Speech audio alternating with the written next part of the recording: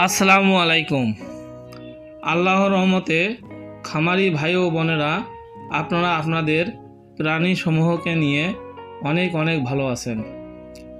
আজকে গরুর ভয়ঙ্কর লাম্পি স্কিন ডিজিজ বা সংক্ষেপে এলএসডি এর দ্বিতীয় পর্ব নিয়ে আলোচনা করব।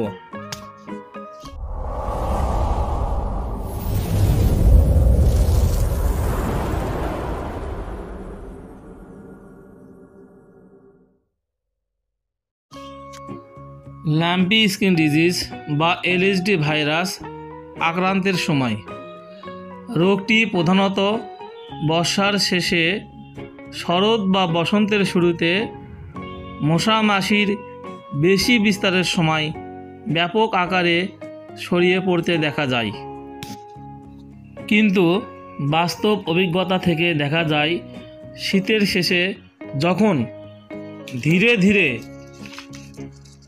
গরম বেশি হতে থাকে, এই ভাইরাসও তখন ধীরে ধীরে শক্তিশালী হয়ে ওঠে এবং গরুর মৃত্যুহার বেড়ে যায়। আবার যখন গরম ধীরে ধীরে কমতে থাকে, তখন এই ভাইরাসও ধীরে ধীরে দুর্বল হতে শুরু করে এবং তখন মৃত্যুহারও ধীরে ধীরে কমতে থাকে। অনেক ক্ষেত্রে ওষুধ ছাড়াই রোগ প্রতিরোধ ক্ষমতার মাধ্যমে গরু ভালো হয়ে যায়। এই জন্য ঠান্ডা এবং গরমের কথা বিবেচনা করে আমাদের চিকিৎসা বিষয়ক সিদ্ধান্ত নিতে হবে। লাম্পি স্কিন ডিজিজ বা এলএসডি ভাইরাস যেভাবে ছড়ায়: 1. মশা মাছি, আঠালি, কীটপতঙ্গ এর মাধ্যমে ছড়ায়। 2. আক্রান্ত প্রাণী এক স্থান হতে অন্য স্থানে পরিবহনের মাধ্যমে ছড়াতে পারে। 3. আক্রান্ত প্রাণীর পরিচর্যাকারী, চিকিৎসক, ভ্যাকসিন প্রদানকারী, গরুর দালাল, ব্যাপারী এর মাধ্যমেও ছড়াতে পারে। 4. গরুতে এলএসডি আক্রান্ত পরিবারের সদস্য অন্য পরিবারের খামারের সুস্থ গরুর সংস্পর্শে আসলে সুস্থ গরু এলএসডি আক্রান্ত হতে পারে। 5. আক্রান্ত প্রাণীর লালা, দুধ এবং আক্রান্ত প্রাণীর সংস্পর্শে এর মাধ্যমেও ছড়াতে পারে। 6. আক্রান্ত প্রাণীর ব্যবহৃত যন্ত্রপাতির মাধ্যমেও রোগটি অন্য প্রাণীতে ছড়াতে পারে। গরু থেকে গরু, এমনকি বাতাসের মাধ্যমেও রোগটি ছড়াতে পারে। আমাদের খামারের গরুগুলোকে এলএসডি বা লাম্পি স্কিন ডিজিজ থেকে প্রতিরোধ করার জন্য উপরের নিয়মগুলো আমরা যথাযথভাবে অনুসরণ করব। লাম্পি স্কিন ডিজিজ বা এলএসডি ভাইরাসজনিত রোগের লক্ষণ: 1. প্রথমেই আক্রান্ত গরুর জ্বর 104 থেকে 106 ডিগ্রি ফারেনহাইট পর্যন্ত হতে পারে এবং খাবারের প্রতি রুচি কমে যায়। 2. জ্বরের সাথে সাথে নাক মুখ দিয়ে লালা বের হয়। 3. পা খোঁড়ায় এবং পা ফুলে যায়। 4.